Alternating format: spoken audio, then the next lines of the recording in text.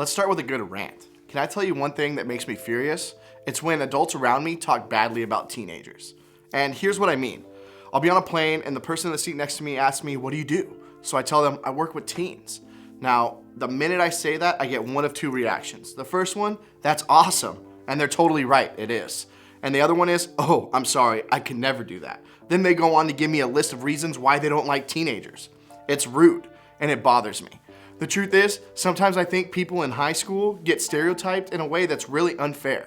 Sometimes teenagers get labeled as lazy or entitled, but the label that bugs me the most is this one, and it's rebellious. Being rebellious just means that you don't always follow the rules. And when I hear a statement like teenagers are rebellious, I want to ask the question, have you met every teenager? The truth is, you can't put everyone in the same category like that. And is being rebellious always a bad thing? The truth is, whether you consider yourself rebellious or not, whether you love rules or you hate them, our world has a lot of them. You know this. School is full of rules. There's probably some rules at your house. These rules are pretty obvious, but there are unspoken and unmentioned rules, but everybody still knows what those rules are. The point is, our world has a lot of rules, and so it makes sense that when we're in spaces like this, in a church or around church people, we assume that it is just one more place with more rules for us to follow. In fact, maybe you've heard people say that being a Christian is just about following a bunch of rules, and that's how you've thought about it. And I totally get that. It's a really common idea. But just for today, I want you to consider this. What if you've gotten it wrong? What if following Jesus is just as much about rules that you break as the rules that you follow? What if I told you that being rebellious isn't always a bad thing? In fact, it can be the very thing that God invites us to do. You may or may not know this, but lots of people would have called Jesus rebellious. That seems strange to say because so many of us have assumed that following Jesus is about following rules. But the truth is, Jesus often challenged the way things had always been done. He disagreed, he debated. Sometimes he broke rules that were cultural or traditional, and it made everybody a little uneasy. In fact, some powerful leaders were so bothered by Jesus that they made it a plan to kill him.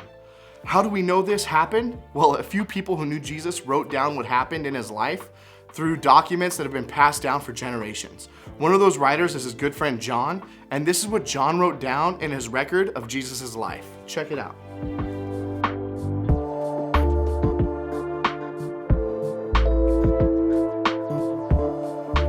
So Jesus is with his closest followers, the disciples, sitting down for the feast of the Passover, a time to remember the good things God had done for the Israelite people when he freed them from slavery in Egypt. Passover happened every year, but this one was a bit different for Jesus because he knew he was only a few days from being arrested and hung on a cross. John continued by saying this.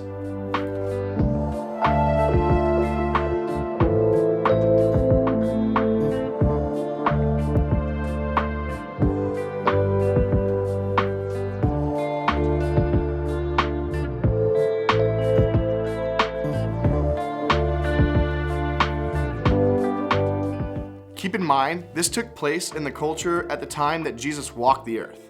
This was 1,000 years ago. They didn't have cars, they didn't have bikes, the roads weren't paved, and there were no sidewalks. They didn't have the latest LeBron Off-Whites or Crocs. But most likely, they had a thin pair of sandals to protect their feet from the rough terrain because they literally walked everywhere they went, through grass, mud, dirt, dust, and anything else you can imagine that you would find on the ground.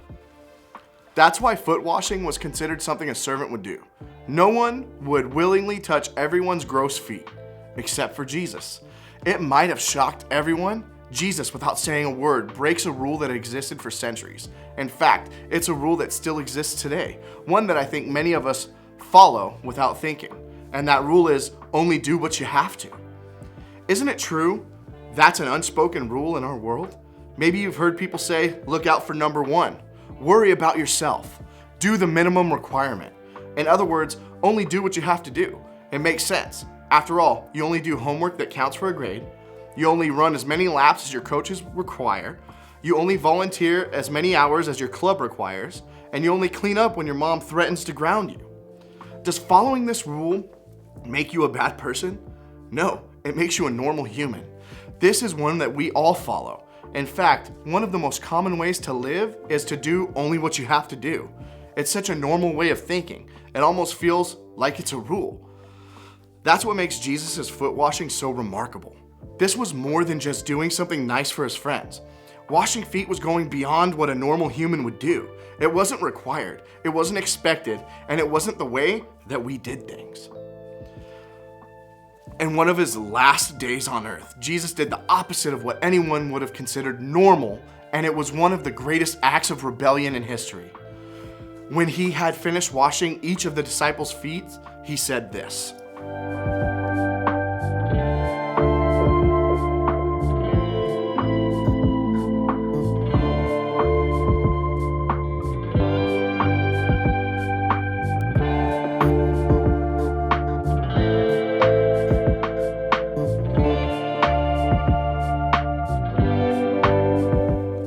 This was how Jesus rebelled. He saw a world where people looked out for themselves, only doing what they had to do for those they wanted to do things for. And he refused to live by that rule. In other words, he rebelled in a way that honored God. He challenged what was normal or expected in a way that served others. He served people like him and people who were nothing like him. Jesus went out of his way to serve people that his society said didn't matter at all. He did what he didn't have to do, even when it cost him his reputation and ultimately his life. He loved them all the way to the end. He didn't overthrow the system of Rome, he changed the world. See, that's the thing about doing something you don't have to do. It gets people's attention. It disrupts the normal way of doing things. It changes people in a powerful way. So what does it look like for us to be rebellious enough to do something that we don't have to do? One idea is to start each day by praying the simple prayer. God, here I am. Help me see ways that I can help. When it comes to helping other people, it may not always be obvious. Sometimes I'm so busy that I don't even notice the people around me. But when I start praying this simple prayer, I began to see more opportunities than I realized, and I think that you will too. When Jesus did what he didn't have to do, it turned the world upside down. When you and I serve in that way, where we do something we don't have to do, it will have the same effect.